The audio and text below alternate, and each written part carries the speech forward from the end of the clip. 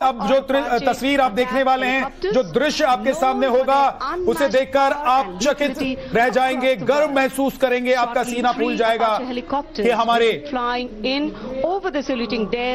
सेना के जवान आसमान में क्या क्या करतब दिखा सकते हैं और उनकी शक्ति क्या है। वायु गर्जन करते हुए भारतीय वायु और अब मैं कुछ नहीं बोलूंगा, जब तक ये फ्लाई पास्ट होगा तब तक मैं संजीव सर से कहूंगा कि सर, क्योंकि आप इसमें शरीक हो चुके हैं, इसकी अगुवाई कर चुके हैं, तो अब एक एक तस्वीर आपके सामने होगी हमारे दर्शकों के लिए, अगर आप उनको एक्सप्लेन करते हुए चलें। को जिसमें तो अभी जैसा कि बताया गया कि अभी फ्लाई पास्ट प्रारंभ होने वाला है और आप उत्साह देख सकते हैं दर्शकों में, सबकी निगाहें आसमान में हैं। ये जो पहली फॉर्मेशन आप देख रहे हैं ये अपाची हेलीकॉप्टर्स हैं, ये जो कैप्टन प्रवीण सारथी, तो ये प्रवीण सारथी जो ग्रुप कैप्टन हैं, ये कमांडिंग ऑफिसर हैं इस हेलीकॉप्टर यूनिट के। कमांडर गौरव पठान, ये जो हेलीकॉप्टर्स हैं ये अमेरिका से लिए गए हैं और ये दुनिया के सबसे बेहतरीन अटैक हेलीकॉप्टर्स में से गिना जाता है। ये फॉर्मेशन जो अभी जा रही है करीब 100 से 150 फीट की ऊंचाई पे है कर्तव्य पथ के, और ये फॉर्मेशन 3 एयरक्राफ्ट की फॉर्मेशन है जो कि इंडिकेट करती है कि किसी भी युद्ध में, किसी भी लड़ाई में हम सक्षम हैं अपनी सेना की और अपने जो बाकी अजय फॉर्मेशन कहा जाता है। और एक और जानने वाली बात है जो कि बहुत सारे दर्शकों को ना मालूम हो, इस रिपब्लिक डे फ्लाई पास्ट पे जितने भी जहाज उड़ते हैं वो ट्विन इंजन एयरक्राफ्ट, उसमें 2 इंजन होते हैं। एक इंजन वाला जहाज सिक्योरिटी के कारण और सेफ्टी के हिसाब से नहीं यूज में लाया जाता है, तो जितने भी जहाज फ्लाई पास्ट में पार्टिसिपेट करते हैं वो 2 या 2 से ज्यादा इंजन होते हैं। और देखिए आगे आप जो फॉर्मेशन देखने वाले हैं, सतलुज फॉर्मेशन, और इस फॉर्मेशन में 2 डोनियर 228 AC और एक AN-32 एयरक्राफ्ट वीक फॉर्मेशन में उड़ान भरेंगे। सर, जो भारतीय नाम दिए गए थे कुछ साल पहले, उसमें AN-32 का नाम सतलुज दिया गया था, तो जो लीड एयरक्राफ्ट होता है उसके नाम से फॉर्मेशन का नाम रखा जाता है। तो ये आप देखेंगे कि एक AN-32 के ऊपर 2 डॉर्नियर 228 जो जहाज है वो फॉर्मेट करेंगे। इनकी ऊंचाई 250 से 300 फीट के ऊपर। वायु गर्जन, वायु विचरण, शौर्य साहस का परिचय। और अब बारी सतलुज फॉर्मेशन की, 2 डॉर्नियर और एक AN-32 transport helicopter, transport aircraft victory formation में उड़ान भरते हुए नजर आएंगे। Formation led by wing commander Pinak Ashok, एक तरह की स्किल चाहिए होती है। तो ये जो जहाज हैं डॉर्नियर वो भारत में ही निर्मित होते हैं HAL द्वारा कानपुर में, एंड जो AN-32 है वो एक बेसिकली एयरक्राफ्ट यूक्रेन से लिया गया था जो कि भारतीय वायुसेना में 1985 से सर्विस में है, तो करीब 40 साल से AN-32 सर्विस में है। और डॉर्नियर ऑफ कोर्स हमारे देश में ही निर्मित होते हैं और बहुत अच्छा काम कर रहे हैं।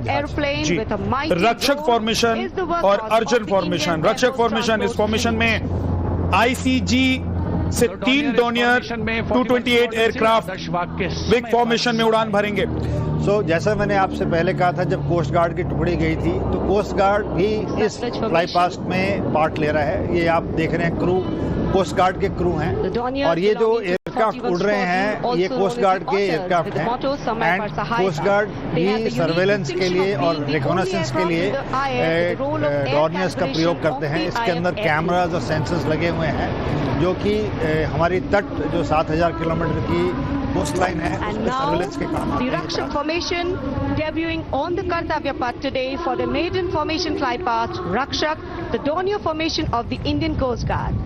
True to their motto, Vayam Rakshamaha, the Indian Coast Guard have rescued over 12,000 lives from the unforgiving ocean.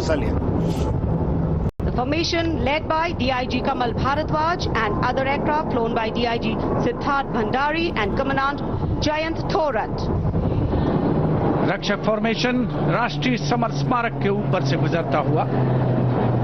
The Indian Coast Guard Dorniers capable of carrying out maritime reconnaissance, search and rescue, pollution response, maritime security, anti-piracy and assistance to fishermen at sea. And now the next formation, Arjun formation. Formation comprising 1C-130J Super Hercules aircraft. ये जो formation अभी आप देख रहे हैं, ये C-130 aircraft है, इसको hercules बोलते हैं।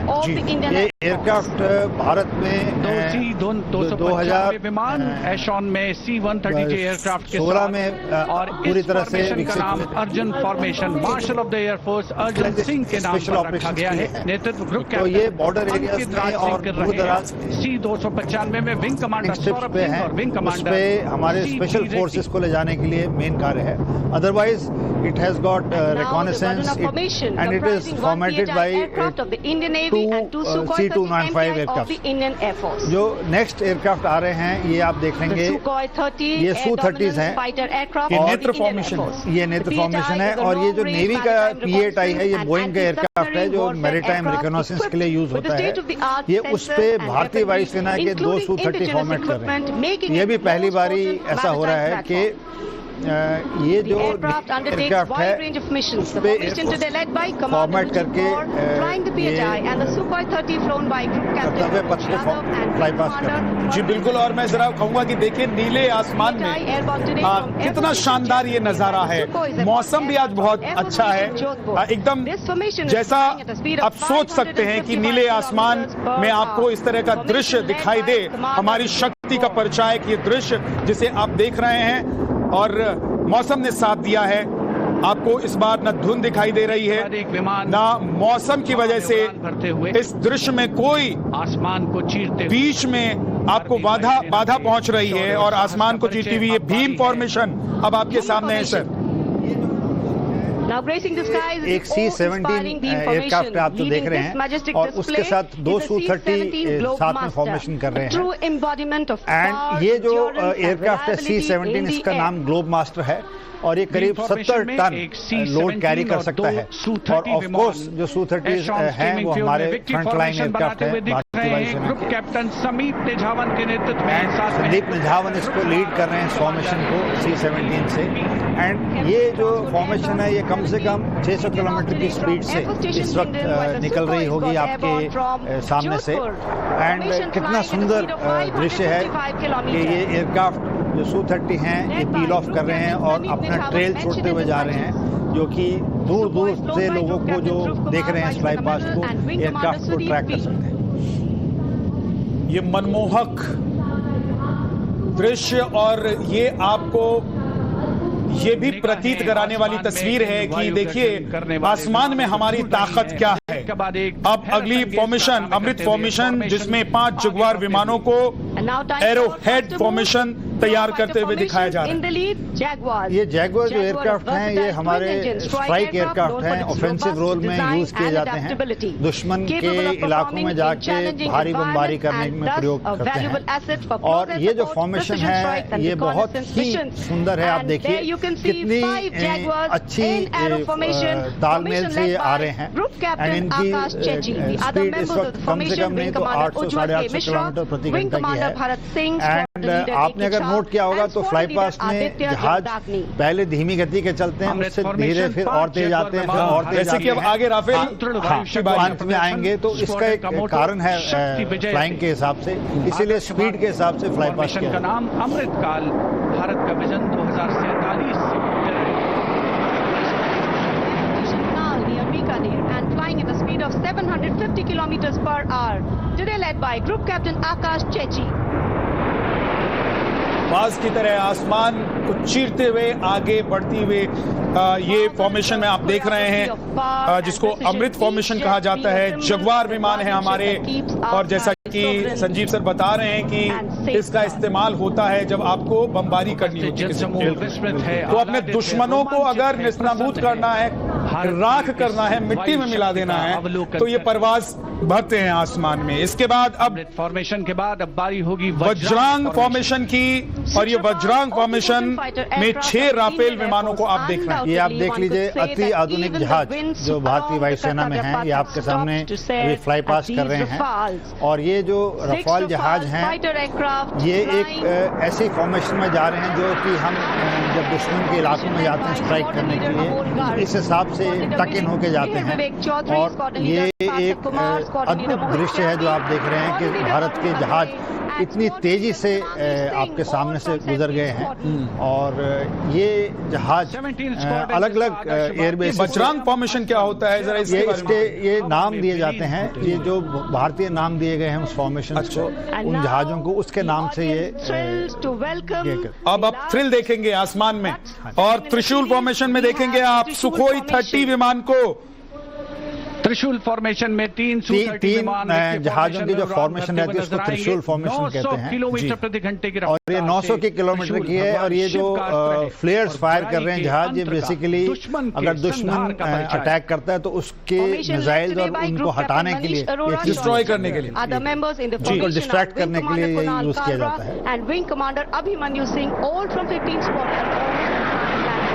And there you can see the Trishul formation comprising 3 Sukhoi 30 MKI air dominance fighter aircraft flying at a speed of 900 kilometers per hour. 900 की स्पीड से आपके सामने से गुजर रहे हैं। 3 Su-30 विमान जिनका विजय नाद सुनकर रोमांच महसूस किया जा सकता है। हवा में विलीन होते हुए ये भी बताइए कि जब ये हम लोग कर्तव्य पथ पर देख रहे हैं, सालों से इस तरह के फॉर्मेशंस हम लोग तस्वीरों में देखते हैं, तो ये विमान उड़ान कहाँ से भरते हैं? मौसम के हिसाब से सारे वायुयानों को कुछ दिन पहले राजस्थान के बेसिस पे ले जाया जाता है। अच्छा। क्योंकि इस समय में नॉर्थ इंडिया में विजिबिलिटी बहुत खराब रहती है। आज एक बहुत अच्छा दिन है जब विजिबिलिटी अच्छी है। और अब देखिए, अब सर विजय फॉर्मेशन, आखिरी फॉर्मेशन इस वक्त आसमान में नजर आने वाला है। इस कार्यक्रम में एक रफाल 900 किलोमीटर प्रति घंटे की रफ्तार से उड़ान भरने के लिए तैयार है, और 300 मीटर की ऊंचाई पर कर्तव्य पथ के वाटर चैनल पर ये नजर आएंगे।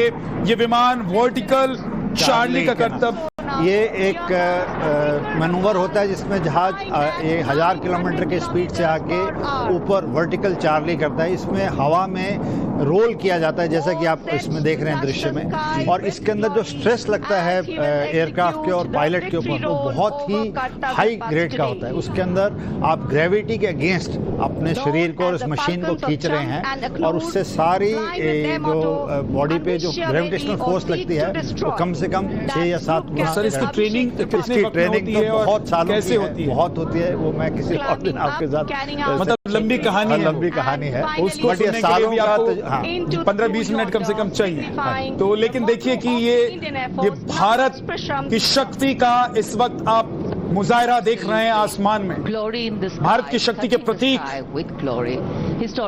ये आसमान में जो दृश्य है वो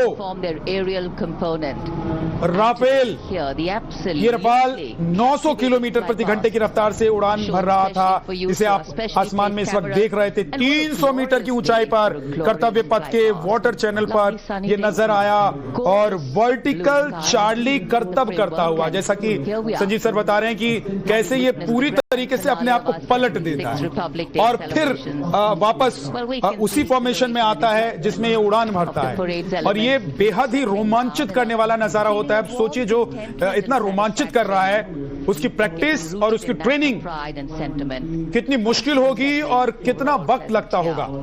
लेकिन आज का ये कार्यक्रम अब अंतिम पड़ाव की तरफ बढ़ता हुआ, अब वक्त है राष्ट्रगान का। राष्ट्रपति यहां से कुछ ही देर में प्रस्थान करेंगी। अब तस्वीरों में आप देख रहे हैं कि राष्ट्रपति के जो अंगरक्षक हैं वो आपको आते हुए दिखाई दे रहे हैं। A solid, inclusive and deeply valued constitution that guides our journey as a सशस्त्र सेनाओं के सुप्रीम कमांडर और राष्ट्रपति श्रीमती द्रौपदी मुर्मू को राष्ट्रपति भवन ले जाने के लिए अब राष्ट्रपति के अंगरक्षकों को आप देख रहे हैं, और इस समारोह को बेहद सुंदर बनाते हुए अंग्रेजी और हिंदी दोनों में आपने देखा कि कैसे जो कार्यक्रम है उसके दौरान लगातार आपने इस पूरे कार्यक्रम के बारे में जानकारी भी ली। national anthem and then they will escort the supreme commander of the armed forces, the president of India, Srimati इस कर्तव्य पथ वाले कार्यक्रम chief guest को अब अंतिम रूप दिया जा रहा है। यहाँ से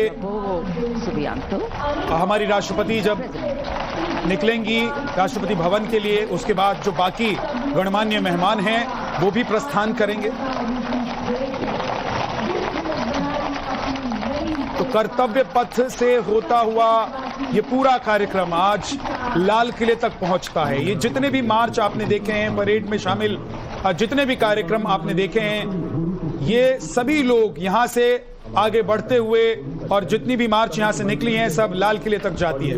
और यही वजह है कि आज दिल्ली का ये पूरा हिस्सा, सेंट्रल दिल्ली का और ओल्ड दिल्ली का हिस्सा छावनी में तब्दील होता है। 7 से 8 लेयर की सुरक्षा व्यवस्था होती है।